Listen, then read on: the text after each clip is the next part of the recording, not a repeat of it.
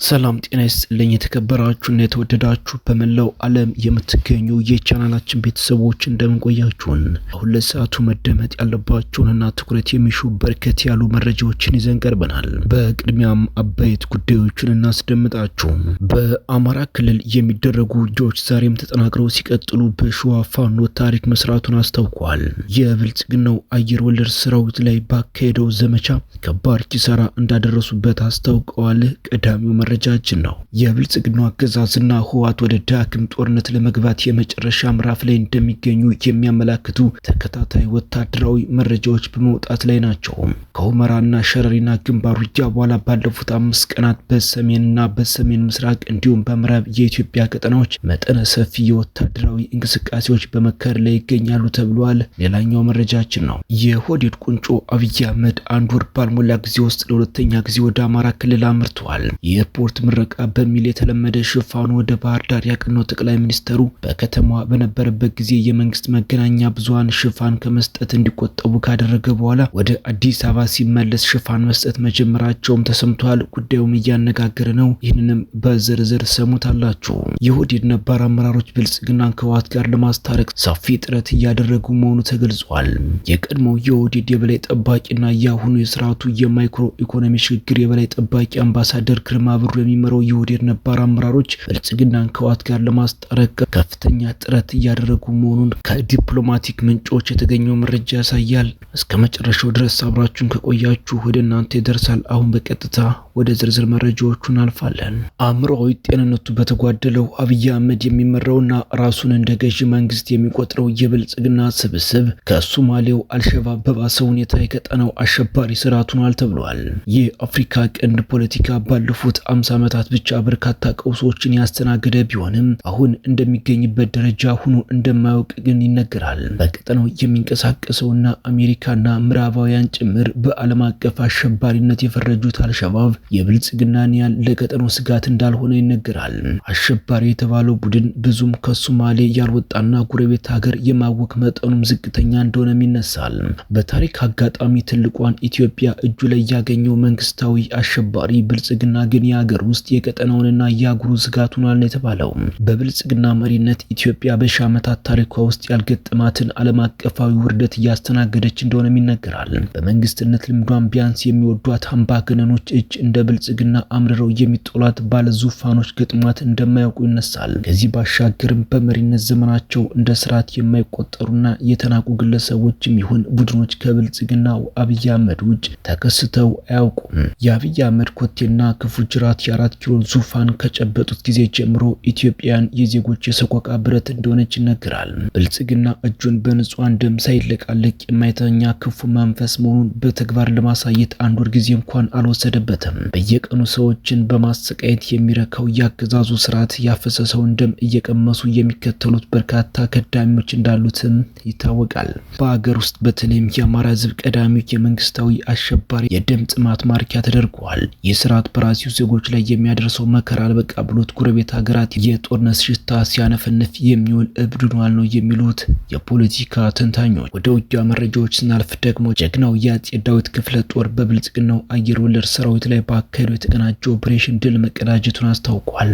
የአፋብን ሸዋ ጠቅላይ ግዛት አሳምነው አጼ አምደ ጽዮን ኮር አጼ ዳዊት ክፍለ ጦር ራሱን 101ኛ አየር ወለድ ክፍለ ጦር ብሎ በሚጠራው ያገዛዙ ሰራዊት ላይ ትናንት ሐምሌ 30 2018 ከቀኑ 9 ሰዓት እስከ ምሽቱ 1 ሰዓት ባደረገው የተቀናጀ ወታደራዊ ኦፕሬሽን አኩሪ ድል መጎናጸፉን የኮሩ ሚዲያና ኮሙኒኬሽን ክፍል አስታውቋል።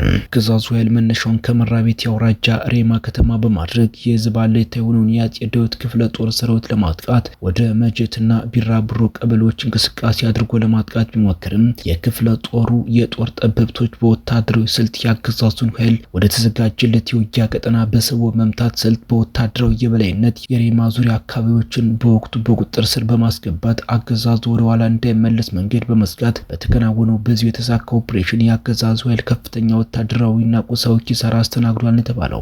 መረጃዎቻችን ሲቀጥሉ የብልጽግና አገዛዝና ህወሓት ወደ ዳግም ጦርነት ለመግባት የመጨረሻ ምዕራፍ ላይ እንደሚገኙ የሚያመላክቱ ተከታታይ ወታደራዊ መረጃዎች በመውጣት ላይ ናቸው። በሁመራና ሸረሪና ግንባር ውጊያ በኋላ ባለፉት 5 ቀናት በሰሜንና በሰሜን ምስራቅ እንዲሁም በምዕራብ የኢትዮጵያ ቀጠናዎች መጠነ ሰፊ ወታደራዊ እንቅስቃሴዎች በመከር ላይ ይገኛሉ። ሁለቱም ኃይሎች ወታደራዊ ዝግጅትና የኃይል ንቅናቄ እያደረጉ መሆኑን ተከትሎ አምነስቲ ኢንተርናሽናል፣ የአውሮፓ የሰላም ተቋም እንዲሁም ሌሎች ዓለም አቀፍ ተቋማት ስጋታቸውን በተከታታይ በመግለጽ ላይ ናቸው። ከሁመራ እስከ ቋራ፣ በራያ በዋግምራና በአፋር ቀጠናዎች ስልታዊ የከባድ ጦር መሳሪያዎችን ጨምሮ ወታደራዊ ክምችት ከመፍጠር ባሻገር ሁለቱም ኃይሎች ምሽጎችን የማስፋት ስራዎችን በመስራት ላይ ስለመሆናቸው ወታደራዊ መረጃዎች ያመለክታሉ። ህወሓት በጀነራል ታደሰ ወረደ የሚመራውን ጊዜያዊ አስተዳደር በጉልበት ባፈረሰበት በሚያዝያ ወር ከግንቦት ወር ጀምሮ ደሞዝ እንደማይኖር ለክልሉ ሰራተኞች ማሳወቁ ይታወሳል። መጠነ ሰፊ ወታደራዊ አፈሳዎችን ተከትሎ የአጭር ጊዜ ስልጠና የወሰዱ አዳዲስ ታጣቂዎች ለውጊያ ዝግጁ ሆነው ወደ ተለያዩ ግንባሮች በመግባት ላይ እንደሚገኙ መረጃዎች ያሳያሉ። የጉዳዩ ተከታታዮች እንደሚሉት ይህ ጦርነት ድንበር የማይኖረውና የበርካታ ኃይሎች እጅ የሚገባበት እንደሚሆንም ይነገራል። የብልጽግናው አገዛዝ በበኩሉ ከአማራ ክልሉ ጦርነት በተጨማሪ አዲሱ ግንባር በሚከፍትበት ሰዓት በአማራ ክልል ኢንተርኔት ሊቋረጥ እንደሚችል ምንጮች ጠቁመዋል። ዋና የውጊያ ስጋት ማዕከል ይሆናሉ ተብሎ በተለያዩ አካባቢዎች ኢንተርኔት ሊቋረጥ ይችላል የሚሉት የመረጃ ምንጮች አገዛዙ ቀይ ዞን በሚል በተለያዩ ቀጠናዎች ሙሉ በሙሉ፣ ቢጫ ዞን በሚል በተለይ ደግሞ ከፍተኛ የሆነ ስርጭት ገደብ ለማድረግ፣ አረንጓዴ ዞን የተባሉት ደግሞ በመደበኛ የኢንተርኔት አገልግሎት ለማስቀጠል እንዳሰበ ምንጮች ጠቁመዋል። እንደ መረጃ ምንጮች ኢንተርኔት የሚቋረጥባቸው አራቱም የአማራ ግዛቶች ሲሆኑ ቀይና ቢጫ ዞን በሚል በተለያዩ ውጊያ ቦታዎች ላይ ትኩረት ተደርጎባቸዋል። የኢንተርኔት አገልግሎት ከሚቋረጥባቸው ሰፊ ቀጠናዎች ዋናው ወሎ እንደሆነ ታውቋል። በተለይም የሰሜንና ምዕራብ ወሎ ወረዳዎች፣ የደቡብ ወሎ አምባሰልና ሐይቅ ዙሪያ ያሉ ቀጠናዎች ሰፊ የውጊያ ቀጠና ይሆናሉ በሚል ቅድመ ግምገማ ኢንተርኔት ሊቋረጥ እንደሚችል ተጠቁመዋል። ወዲህ ደግሞ የኦህዴድ ነባር አመራሮች ብልጽግናን ከህወሓት ጋር ለማስታረቅ ሰፊ ጥረት እያደረጉ መሆኑ ተገልጿል። የቀድሞ የኦህዴድ የበላይ ጠባቂና የአሁኑ የስርዓቱ የማይክሮ ኢኮኖሚ ሽግግር የበላይ ጠባቂ አምባሳደር ግርማ በሩ የሚመራው የኦህዴድ ነባር አመራሮች ብልጽግናን ከህወሓት ጋር ለማስታረቅ ጸረ ብልጽግና እንቅስቃሴውን ለማስቆም ከዲፕሎማቲክ ምንጮች በተገኘ መረጃ መሰረት ሰፊ የሽምግልና ጥረት እያደረገ ይገኛል። ህወሓት ከብልጽግና ጋር የሚያደርገውን ፍጥጫ ትቶ የሚስማማ ከሆነ ለድርጅቱ በርካታ ማማለያዎችና አማራጮች ማቅረባቸው ታውቋል። ከቀረቡት ዋና ነጥቦች መካከል የወልቃይትንና የራያ አካባቢዎች ከጦርነቱ በፊት ወደ ነበሩበት ሁኔታ በህጉ መሰረት እንዲመለሱና ተፈናቃዮችን መልሶ ለማስፈር የፌዴራል ጸጥታ ኃይል ኃላፊነት እንዲወስድ የሚል ይገኝበታል። በተጨማሪም የህወሓት ህጋዊ የፖለቲካ ፓርቲ ተመልሶ እውቅና እንዲያገኝና በህወሓት ማዕከላዊ ኮሚቴ የተመረጡ ስራ አስፈጻሚዎች የትግራይ ክልል ጊዜያዊ አስተዳደርን እየመሩ እንዲቀጥሉ የሚሉ ማማለያዎች ቀርበዋል።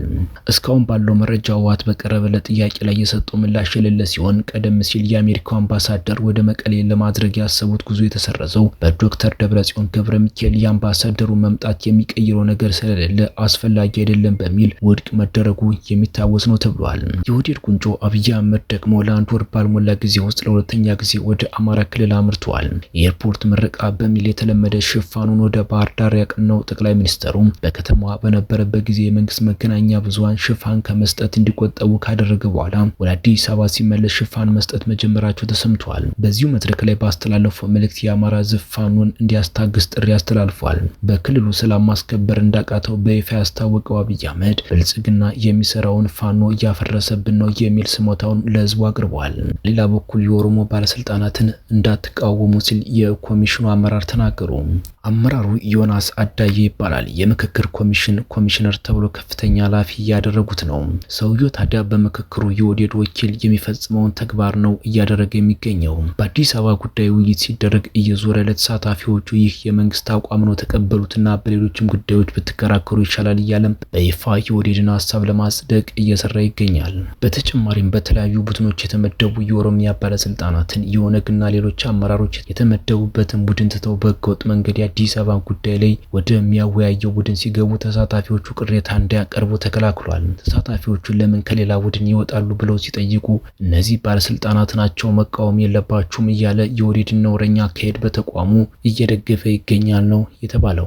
በመጨረሻም ብልጽግና ያደራጃቸው ዘራፊዎች በቁጥጥር ስር ዋሉ። በደቡብ ወሎ ዞን ደላንታ ወረዳ በብልጽግና ተደራጅተው የህዝብ መገልገያ ተቋማት ላይ ዘረፋ ሲፈጽሙ የነበሩ ዘራፊዎች እጅ ከፍንጅ ተይዘው ተጨማሪ ምርመራ እየተደረገባቸው ይገኛል። የብልጽግናው አገዛዙና አማራ ጠል የሆነው የአብይ አህመድ ስርዓት በደረሰበት ሽንፈት በርካታ የቀበሌና የወረዳ ከተሞችን እየለቀቀ በፋኖ ቁጥጥር ስር መግባታቸውን ተከትሎ አገዛዙ በለቀቃቸውና እንደሚለቃቸው በሚጠራጠራቸው ከተሞች ዘራፊ ቡድኖችን ማደራጀቱ ተረጋግጧል። በደቡብ ወሎ ዞን የደላንታ ወረዳ መቀመጫ በሆነችው ወገል ጤና ከተማ አገዛዙ ተቋማትን እንዲያወድም ያደራጃቸው አካላት የህዝብ መገልገያ የሆኑትን ተቋማትን እየወደመና ኮምፒውተሮችንና ሌሎች ቁሳቁሶችን እየዘረፈ ሲያከማች እጅ ከፍንጅ ተይዘዋል ሲል ፋኖ አስታውቋል። የተወደዳችሁና የተከበራችሁ በመላው ዓለም የምትገኙ የሚዲያችን ቤተሰቦች ለሰዓቱ ያዝናቸው መረጃዎች እነዚህ ይመስሉ ነበር። እናንተም አብራችሁን ስለቆያችሁ ምስጋናችን ከልብ ነው። በሌላ አዲስ እና ወቅታዊ መረጃ እስከምንገናኝ በያላችሁበት ሁሉ ሰላሙን ተመኘን። ጤና ይስጥልን።